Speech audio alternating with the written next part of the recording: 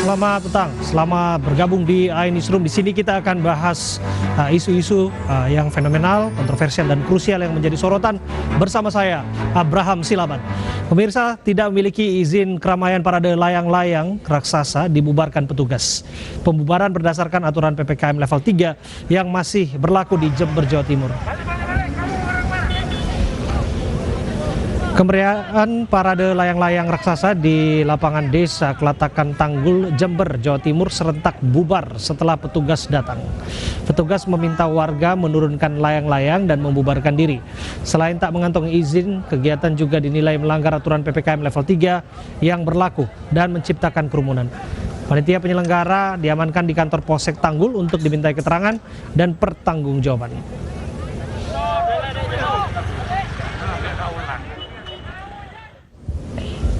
Ratusan pendukung Persib berunjuk rasa mengepung kantor tim Maung Bandung. Mereka menuntut permintaan maaf dan reformasi manajemen atas performa buruk Persib di Liga 1.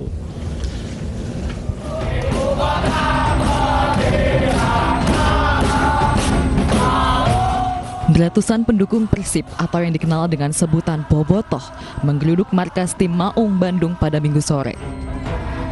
Para bobotoh ini berunjuk rasa menuntut reformasi manajemen dan pelatih Persib Bandung. Tuntutan ini merupakan buntut dari penampilan buruk Persib Bandung di kompetisi Liga 1. Kerumunan aksi ini menyebabkan Jalan Sulanjaya lumpuh total. Bobotoh memilih bertahan hingga malam hari karena tak satupun manajemen Persib sudi menemui mereka. Unjuk rasa bobotoh ini dikawal ketat personel keamanan. Kita sama-sama mengawal bobotoh sampai acara kesepakatan dengan manajemen selesai. Penantian para bobotoh berakhir saat manajemen Persib akhirnya bersedia menggelar pertemuan. Proses mediasi berlangsung alot karena tuntutan bobotoh mereformasi manajemen dan pelatih. Sementara manajemen memilih menunggu hasil evaluasi kinerja tim di seri pertama Liga 1. Akhirnya keduanya sepakat memberi batas waktu hingga akhir seri 2 Liga 1. Agar diberi kesempatan dulu. Karena masih prosesnya ini masih satu masih panjang, kedua masih perlunya konsentrasi tim ini untuk menghadapi seri kedua. Kekecewaan bobotoh dipicu penampilan skuad Maung Bandung yang jauh dari harapan.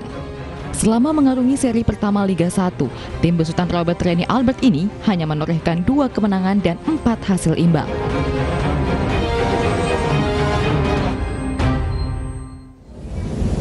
Ratusan peternak dari berbagai daerah menuntut ganti rugi akibat turunnya harga telur. Aksi demo berlangsung di depan gedung DPR RI dan diakhiri dengan membagi-bagikan telur gratis kepada masyarakat. Harga telur, pemerintah dengan gencarnya melakukan operasi pasar untuk pakan bagi peternak. Aksi damai melibatkan massa dari peternak dan mahasiswa asal Jabodetabek, Banten, Jawa Barat, Jawa Tengah, dan Jawa Timur sebagai bentuk solidaritas peternak ayam. Massa menuntut pemerintah agar segera menstabilkan harga telur yang anjlok. Para peternak khawatir ancaman monopoli harga di pasaran. Peternak juga mengeluh merugi jika harga telur murah. Sebagai aksi protes terhadap pemerintah, mereka membagikan telur secara gratis bagi masyarakat yang berada di sekitar kawasan DPR RI. Kami meminta kepada pemerintah, kondisi peternak saat ini sedang menjerit, harga pakan sangat tinggi, harga telur murah, jadi kami merasa rugi dan bangkrut, Pak. Sudah banyak peternak yang kolab, kami minta kepada pemerintah dalam waktu dekat untuk bisa membantu menyerap telur-telur kami. Karena sampai hari ini kerugian kami, HRPP-nya 21.450, jual telur 13.500. Sementara itu, Wakil Ketua Komisi 4 DPR RI Anggia Ermarini menemui pendemo untuk berdiskusi dan berjanji akan mengawal sejumlah tuntutan, yakni menstabilkan harga mulai dari jagung, ayam hidup, dan telur. Ini solusi yang disampaikan oleh Pak Jokowi juga Pak Presiden, pembangunan pabrik tepung telur di Blitar, di beberapa tempat yang lain yang memang sentra-sentra produksi telur. Itu pertama. Lalu kedua, telur menjadi salah satu menu BLT. Bansos itu ya. Itu juga salah satu cara untuk menyerap para peternak telur. Peternak berharap pemerintah segera memberi solusi akibat anjloknya harga telur ayam. Tawuran antar remaja terjadi di Jalan Raya Fathahillah, Bekasi, Jawa Barat. Aksi tawuran dipicu akibat bersenggolan sepeda motor. Aksi tawuran terhenti setelah petugas kepolisian Polsek Cikarang menghentikannya.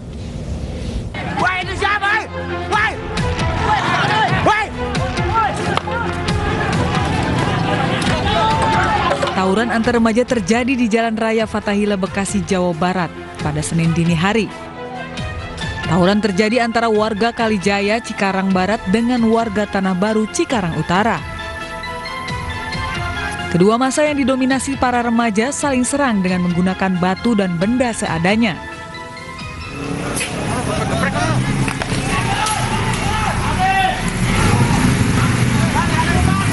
Warga yang tinggal di lokasi kejadian tak luput terkena sasaran. Aksi tawuran dipicu keributan antar remaja akibat bersenggolan motor. Pemuda gitu mau lawan arah, jadi lawan arah, yang satu papasan sama-sama ngeliat muka gitu, ngeliat muka ngotot, sama-sama turun di situ, ada cekcok lah adu mulut. Mungkin salah satu dari pemuda itu ada yang nggak terima, panggil teman-temannya. Pas yang pemuda di sini ngumpul, nongkrong, sama kampung sebelah sana, itu bentrok.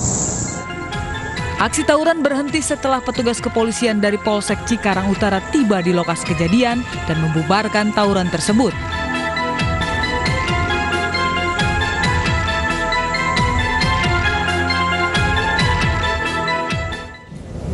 Seorang ibu tega menganiaya anaknya sendiri di pinggir jalan raya hingga pecah bibir. Penganiayaan tersebut rekam video amatir kemudian viral dan mendapat kecaman dari netizen. Video seorang wanita menampar seorang anak di pinggir jalan hingga bibir anak terluka parah viral di media sosial, bahkan mendapat kecaman warga netizen. Pelaku ternyata merupakan ibu kandung korban sendiri, warga Kelurahan Silaberanti, Kecamatan Jakabaring, Palembang. Menurut keterangan nenek korban, dirinya juga kaget setelah mengetahui cucunya mengeluh kesakitan pada mulutnya. Pelaku yang merupakan putrinya tega memukuli anaknya sendiri diduga karena stres ditinggal pergi suaminya. Itu kemarin ya? Anak. Oh anak. Kenapa dia bisa kayak itu? Dia sejak balik dari Jambi dia stres. Oh stres. Anaknya ikut di panti taruhnya. Berbekal video viral tersebut dan keterangan saksi, Polisi Unit Perlindungan Perempuan dan Anak langsung mengamankan pelaku dan saat ini dalam pemeriksaan petugas. Apa namanya? Oh Dimas. Berapa kali dek dipukul ibu? Seperti apa perkembangan kasus dugaan penganiayaan oleh ibu kandung? Sudah terhubung dengan kami yaitu Kasat Reskrim Polres Palembang, Kompol Tri Wahyudi. Assalamualaikum, selamat petang Pak Tri Wahyudi. Waalaikumsalam, selamat petang Mas Bram. Iya, hasil pemeriksaannya seperti apa Pak? Apakah langsung dijadikan tersangka atau barangkali ada mekanisme lain untuk memastikan hak anak juga dijamin dan semuanya berakhir damai?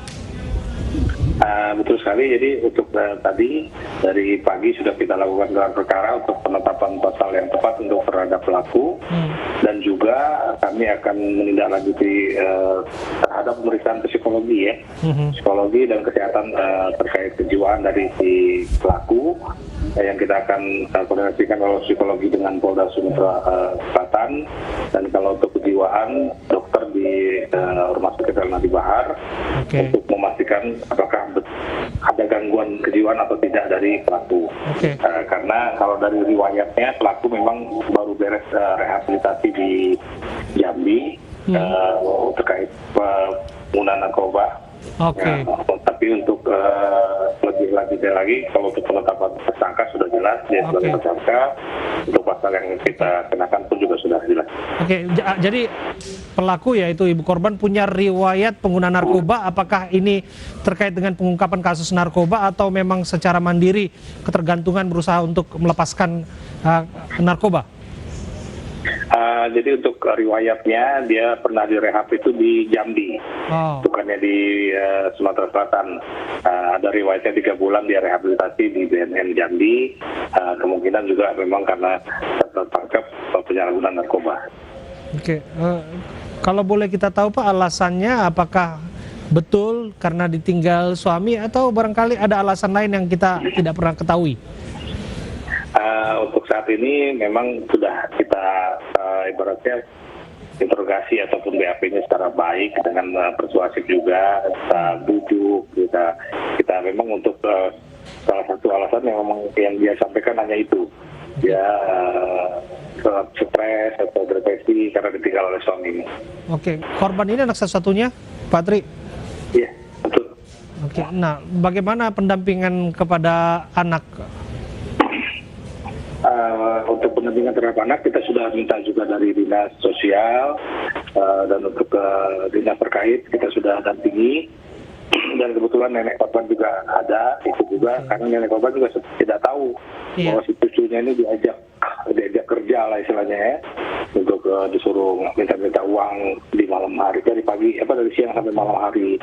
Nah, sehingga kita tetap konsultasi dengan dinas terkait dan juga tetap karena neneknya kan masih ada, kita akan koordinasi juga. Skenario yang disiapkan oleh penyidik, petugas tentu sudah ada ya Pak ya. Bagaimana ke depannya kasus ini? Jelas kalau untuk eksploitasi terhadap anak tetap kita terapkan, dan juga karena ini juga ibu juga ya, kita pasal berapisnya KDRT juga kita terapkan. Tinggal visum segala macam cuma hanya kelengkapan kecil aja, udah beres semua insya Allah. Oke, kita berharap semuanya dilakukan secara profesional Pak, karena di sini ada masa depan anak juga yang harus dipertaruhkan, dan tentu juga kita berharap diselesaikan dengan baik-baik. Terima kasih Pak Tri Wahyudi. Presiden Jokowi mengizinkan mega proyek kereta cepat Jakarta-Bandung didanai APBN. Mengapa pemerintah mengubah skema proyek? Kami akan bahas saat lagi.